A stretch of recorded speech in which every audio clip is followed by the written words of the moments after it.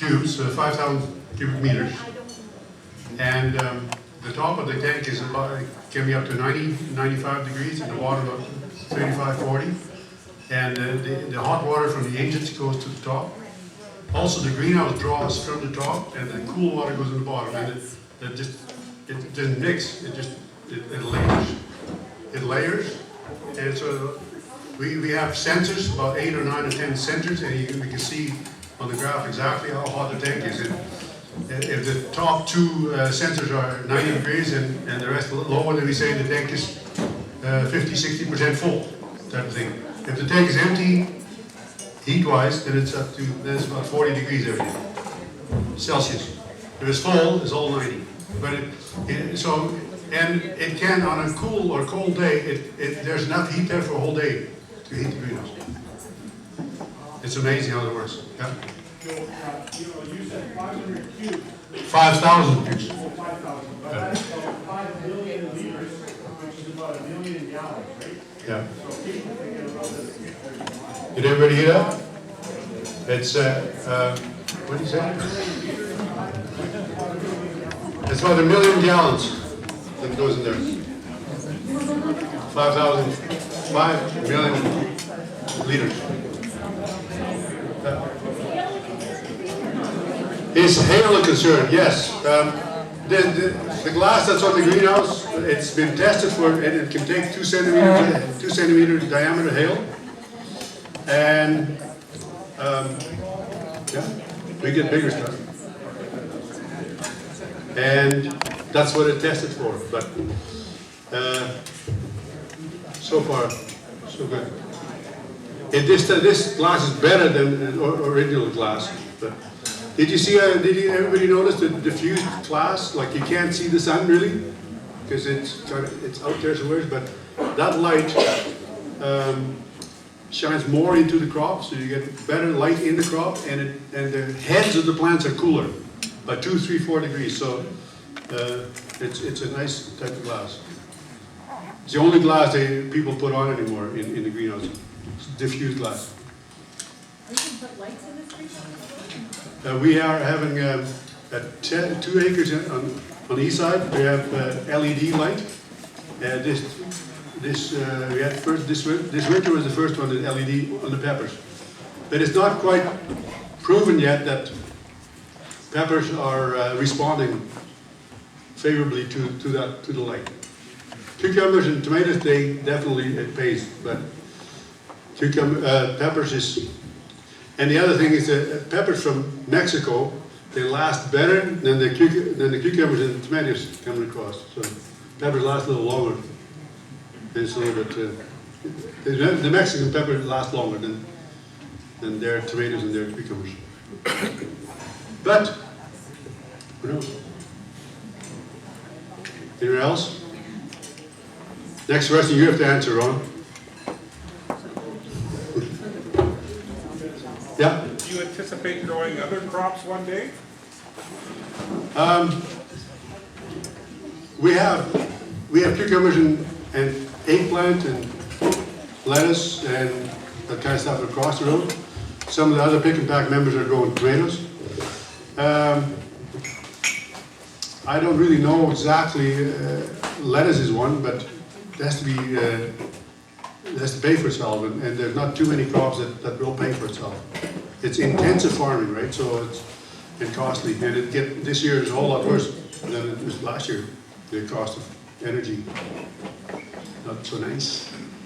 The same with fertilizer, right? I mean, you farmers know all about that, and our fertilizer went up too. So yeah, and sometimes this is a commodity as we go, so it's supply and demand, and that sets the price. And it's a commodity, so Ontario, BC, they grow lots, and yeah, we have to just we're price takers. At the farmers market, we sometimes charge a little bit more, but we're allowed to because it's fresh.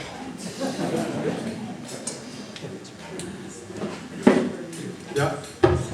So where does all the rainwater go off the roof? Nice. Vern used to work for us for how many years? Vern used to live on Lincoln Road, that's why he's here too. All the rainwater from all the buildings is all collected. The greenhouses are all sloped from the middle to the end, and the rainwater gets collected in the posts of the building, goes down into the drainage system, and it goes into the pond that is east of the greenhouse, between Lincoln Road and the greenhouse. And the level is way higher than the spring. And our sodium is a plant killer. And I think last year was about 70–80%, and we had to, it was too high, and the plants were suffering. But now with all this rain, we're down to about, I think, 18 ppm from 80.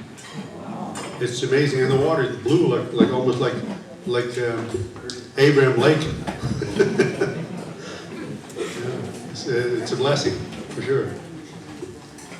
Yeah. So we collect it all, and you know, the biggest water collector, I think, are the roofs on the inside, because when it's cool outside and warm on the inside, the plant evaporates, it works, it condenses against the glass, and we catch every drop, and it runs back, and that's perfect water again. It's like, what do you call it again, what kind of water? Distilled water. It's just amazing. So, yeah. How many? We don't, well, we put them in the spring to set some peppers, but we don't have any now in the summertime, no. So pepper does not need bees actually to grow pepper, but you get heavier peppers with seeds in it, but people throw all the seeds away, so yeah. Yes. Anyone else? I need a drink. Sorry. Do you think you'll expand again, or is this it for some time? Farm Credit's got a little bit to say about that. And demand, right? I think we are making a deal with the Southern Alberta growers.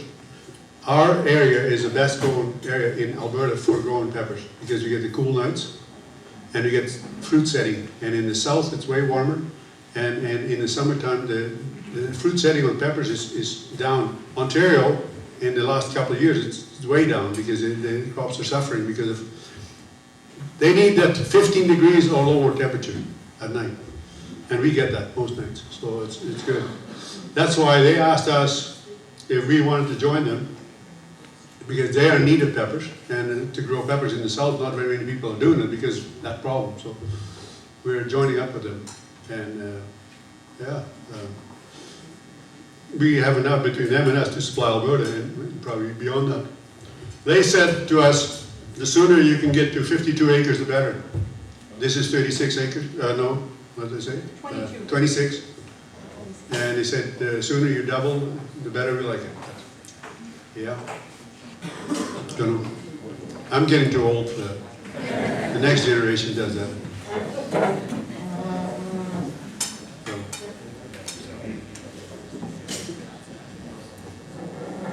Joe, Yeah. Dessert is almost ready to be served, so. Did everybody hear that? Dessert is ready to be served, so, or almost. Well, yeah, start on that side again, and they're almost ready. Okay, they're ready now. Hey, while you're out here, Oh, yeah. everybody, did you enjoy the meal so far?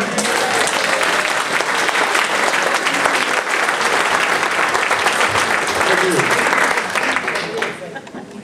Okay, it's kind of quiet right now, so I'll say after the meal is done, take a little break or grab a coffee or stuff like that, and we invite you and hope you all to stay for story presentation, starting with myself, and then I invited 3 others. We will tell these stories, which are printed up in a booklet out back there, which you can grab a copy of afterwards, and you take it home. The stories are glimpses and personal accounts of our Christian journey, as each of us has experienced over the past and over the many years. Each story will take about 6 to 8 minutes, so in total that should be about half an hour. less than a beard in a hockey game. Hey, Mike? Anyone is free to stay or leave, if you need to. Afterward, there's plenty of time to meet and mingle. If you need to leave, please take the printed copy home. So just so you know, we're going to tell a story, and yeah, I hope you stay. Yeah, it won't hurt you. Thank you.